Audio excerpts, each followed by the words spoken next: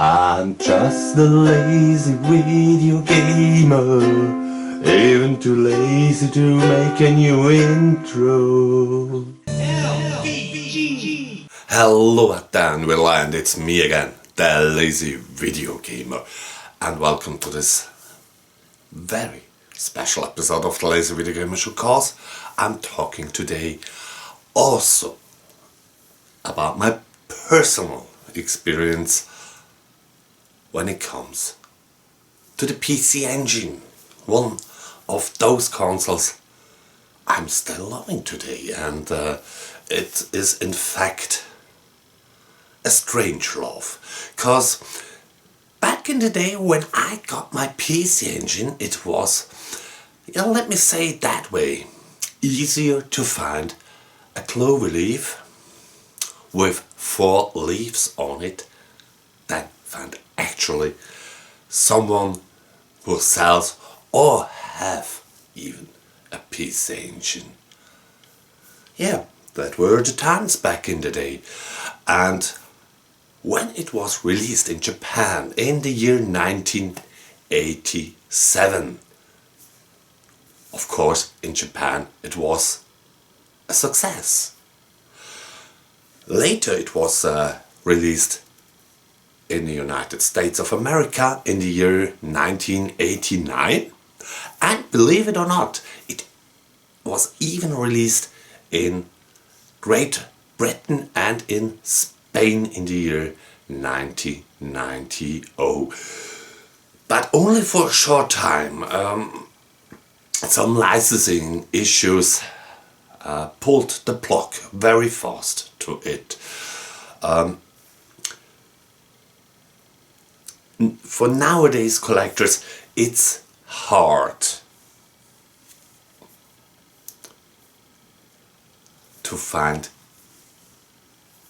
only with a title or, let me say, a cover artwork, a great game that you actually can play, cause you only have these 2 possibilities: having a US version, or what is even, more common, a Japanese version of the console.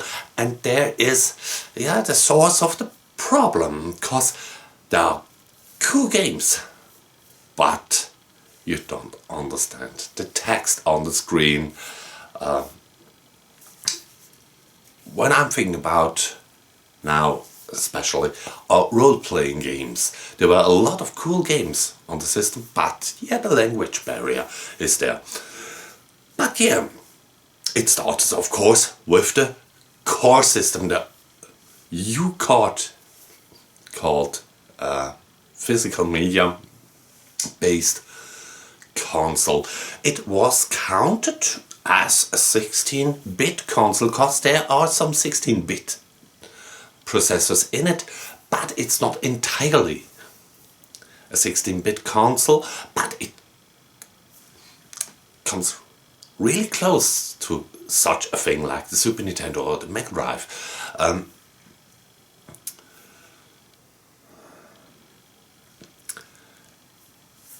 With time, there were newer versions on it. In fact, the PC Engine was the first console with a CD-ROM add-on to the core system, and with that also came even newer variations like the PC Engine LT, who had a monitor built to the console, but was not a typical handheld. There was also a handheld, a battery soaking powered handheld. It is awesome, but used 6 batteries, and the life of the batteries was shorter than an ice cube on a hot summer day. So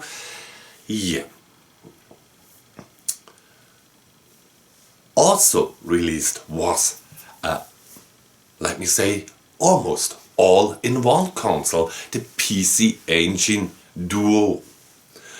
and later the PC Engine Duo R. And in my case, I mentioned this a little bit early, okay, the PC Engine Duo RX, who was basically the same like the PC Engine Duo R, but with a 6-button controllers. And yeah, so let's jump into the games that I got with my original core system, who I, if I remember correct, traded from a lad that I knowed again a Game Gear from Sega back in the day with some games. And yeah, so shooters were never my big love back in the day, but yeah, I had this game in line. And Barumba is the name, with the little twist that you can change the angle of your projectiles. It brought me back, and still today, fun when I'm playing it. It's a nice shoot 'em up with great music, and as you can see, the hardware power is there, so there are no flickerings on the screen. And yeah, quite a good challenge, cause you have only this 5 energy points, and when you were hit 5 times, you actually were game over.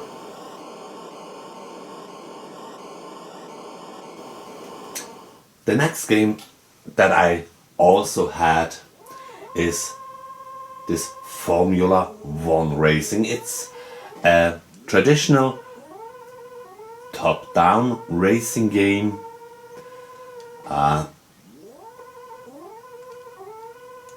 If I be honest, I don't liked it in the past, and I still don't love it today, cause I'm bumping in the sides of the tracks on practical every corner. Now, Gomula Speed is an interesting game, and funny wise, I checked it out. You can find this game also very expensive. It is, yeah, interesting. Let me say it that way. You can collect those gray parts that your worm is getting longer. If you hit by a blue orb, you immediately die, and to complete the level you have to circle around the orange dots or closing them in, and it is of course easier when your tail is long to do that.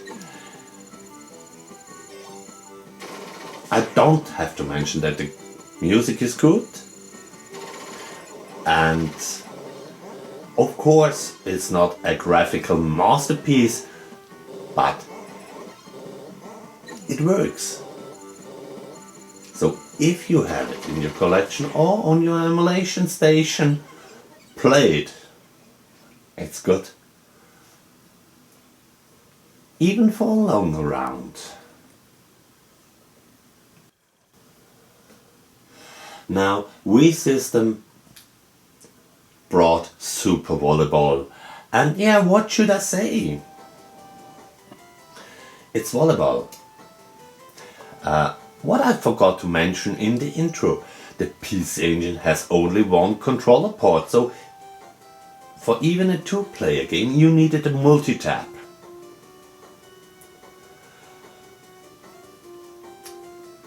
But on later games that I will show you, you see that that isn't a bad investment. When it comes back to the volleyball, yeah, it is like the sport. Some people like it, some people don't like it. When it comes to the graphic, it is decent, it's stable. Also the music is okay. And with practicing, you even can win a match. Not like me. Now, the next game, Bloody Wolf, is something between, let me say, Contra and Metal Gear Solid.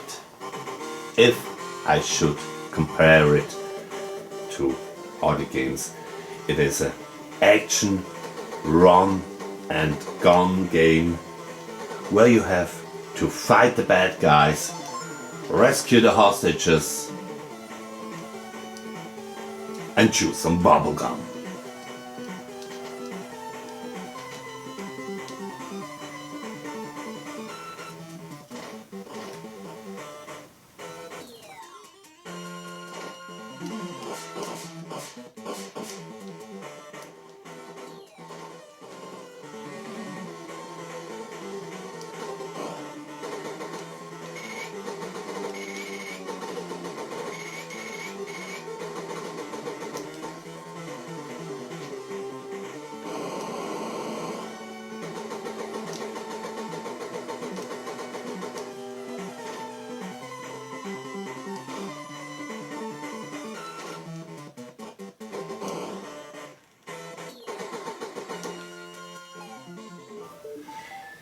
Now, if you are a fan of the Mega Drive, you maybe know this intro, cause it is, in fact, not only the same intro, with the same music, the same graphics, it is the same game, and it started on the PC Engine.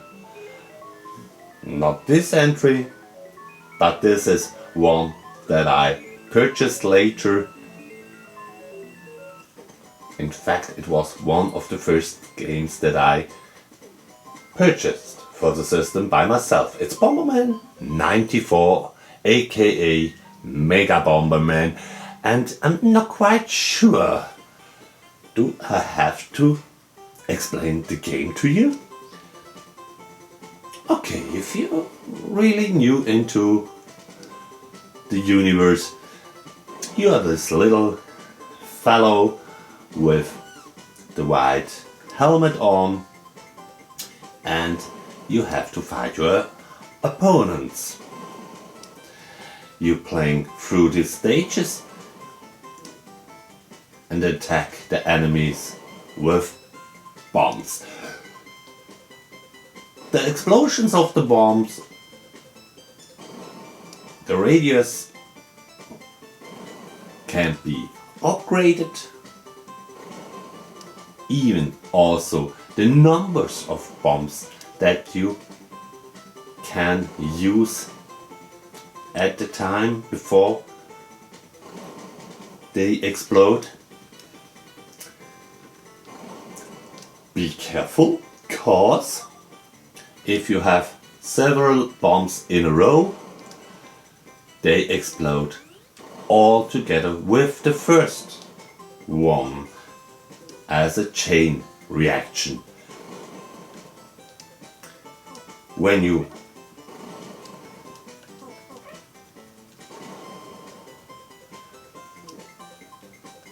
defeated all enemies and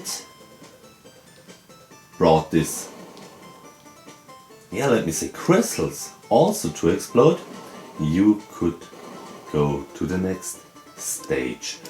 But there are not only this funny little, let me say, kangaroos you can or could ride.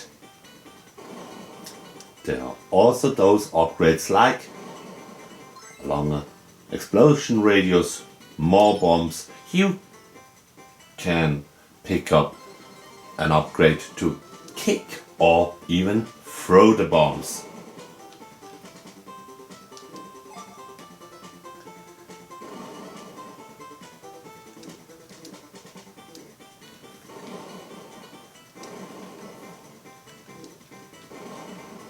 Later the levels even got bigger, from one screen to multiple screens, with bridges over the rivers as example.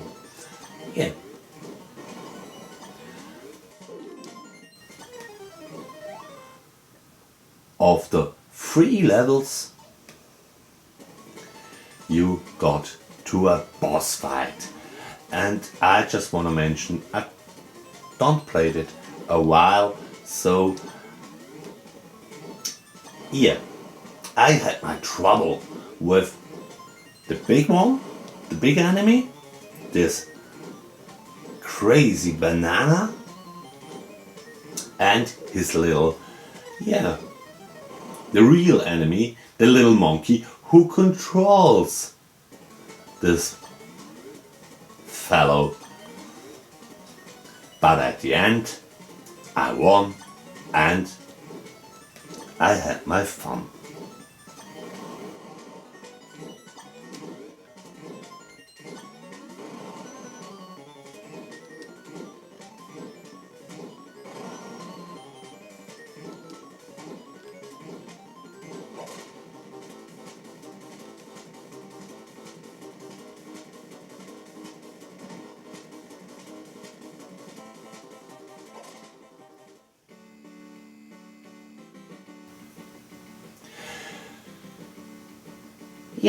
No console without a Street Fighter variation. This is not the normal 8-fighter Street Fighter. It's not the special champion edition. It's just the champion edition.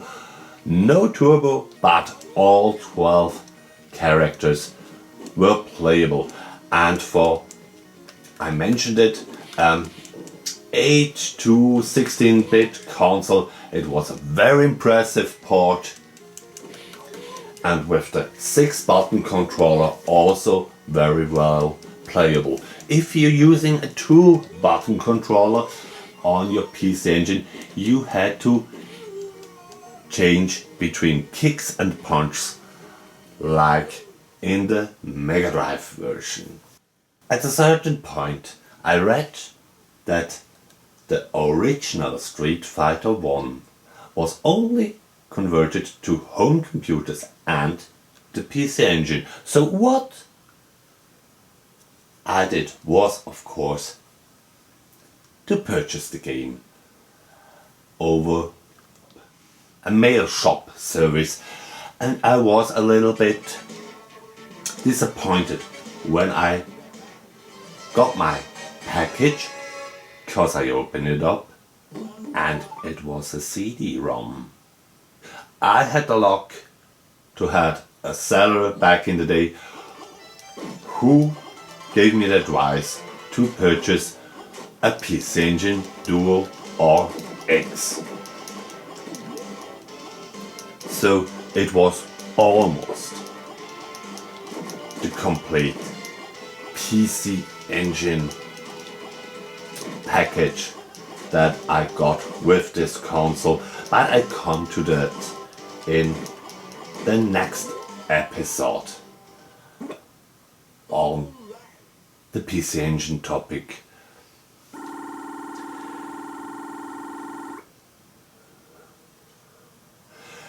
When I'm coming back to this game, it has a crystal clear CD sound, voice samples, and yeah, a good graphic for the conversion of the game. Of course, Street Fighter 2 looked better than this game, but yeah, what you expect from the prequel or from the first part of the series. And it was even in the arcade a little success when it come to the market. And yeah, if you are interested how this game evolves, maybe my Cadillac and Dinosaurs special from the third or fourth season is a little bit interesting for you, so feel free to later click on the button for that video as well in between. So that was it for this week's episode of the Lazy Video Gamer Show. I hope you enjoyed it a little bit. In the meantime, I thank you for watching.